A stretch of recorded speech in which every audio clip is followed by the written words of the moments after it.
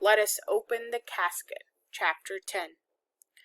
You are all here now, Uncle Henrik said, looking around the living room. I must go. Anne-Marie stood in the wide doorway looking in from the hall. The baby slept now, and its mother looked tired. Her husband sat beside her, his arms across her shoulders. The old man's head was still bent. Peter sat alone, leaning forward with his elbows on his knees. It was clear that he was deep in thought. On the sofa, Ellen sat between her parents, one hand clasped tightly in her mother's. She looked up at Anne-Marie but didn't smile. Anne-Marie felt a surge of sadness. The bond of their friendship had not broken, but it was as if Ellen had moved now into a different world, the world of her own family and whatever lay ahead for them. The elderly bearded man looked up suddenly as Uncle Henrik prepared to go. God keep you safe, he said in a firm but quiet voice. Henrik nodded. God keep us all safe, he replied. Then he turned and left the room. A moment later, Anne-Marie heard him leave the house. Mamma brought the teapot from the kitchen and a tray of cups. Anne-Marie helped her pass the cups around. No one spoke. Anne-Marie, Mamma whispered to her in the hall. You may go to bed if you want to. It is very late. Anne-Marie shook her head, but she was tired. She could see that Ellen was too. Her friend's head was leaning on her mother's shoulder, and her eyes closed now and then. Finally, Anne-Marie went to the empty rocking chair in the corner of the living room and curled there with her head against the soft padded back. She dozed. She was startled from her half-sleep by the sudden sweep of headlights through the sheer curtains and across the room as a car pulled up outside. The car door slammed. Everyone in the room tensed, but no one spoke. She heard, as if in a recurring nightmare, the pounding, and then the heavy, frightening, familiar staccato of boots on the kitchen floor. The woman with the baby gasped and began suddenly to weep. The male accented voice from the kitchen was loud. We have observed, he said, that an unusual number of people have gathered at this house tonight. What is the explanation? There has been a death, Mamma's voice replied calmly. It is always our custom to gather and pay our respects when a family member dies. I am sure you are familiar with our customs.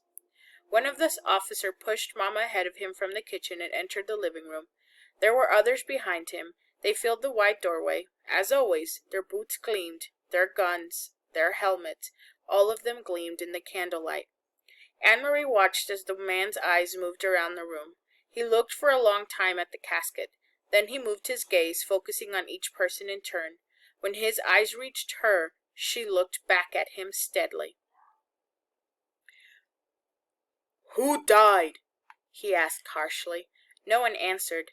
They watched Anne-Marie, and she realized that the officer was directing the question at her.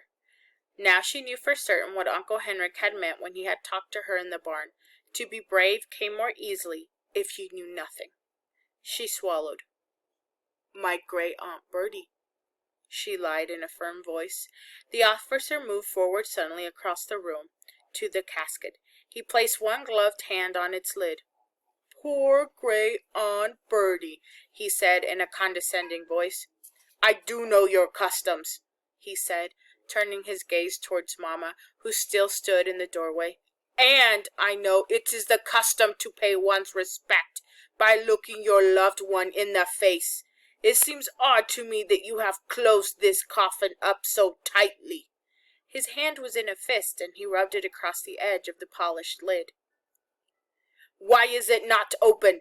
He demanded. Let us open it up and take one last look at great-aunt Bertie.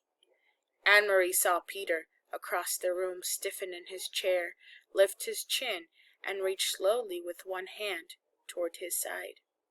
Mamma walked quickly across the room, directly toward the casket, directly to the officer. You're right, she said. The doctor said it should be closed because Aunt Bertie died of typhus, and he said that there was a chance the germs would still be there, would still be dangerous. But what does he know? Only a country doctor, and an old man at that.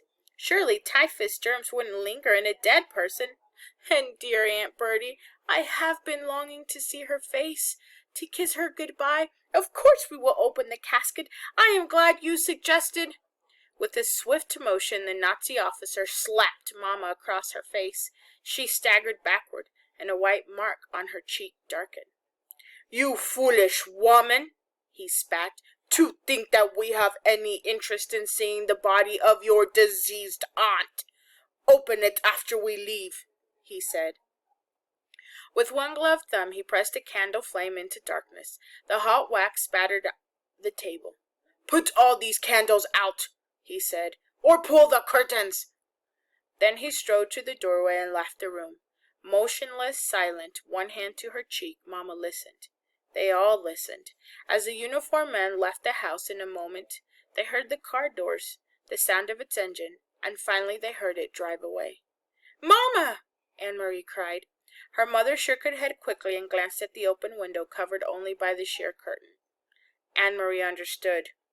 There might still be soldiers outside, watching, listening.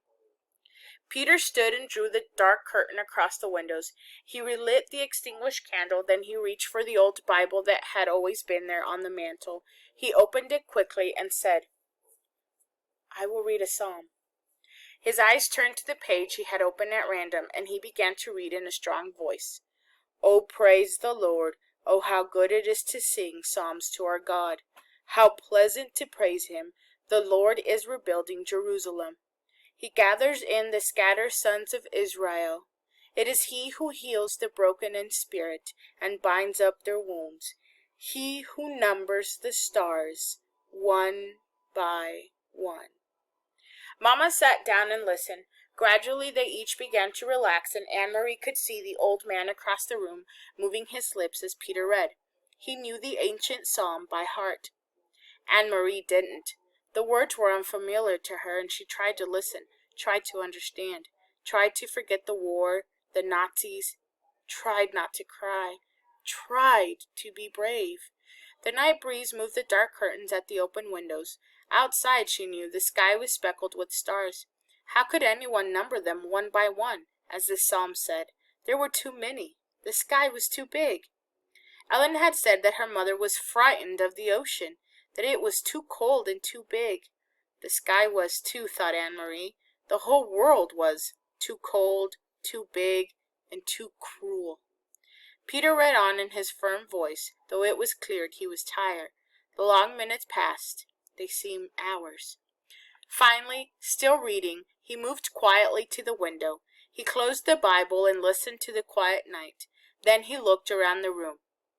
"Now," he said, "it is time." First he closed the windows, then he went to the casket and opened the lid.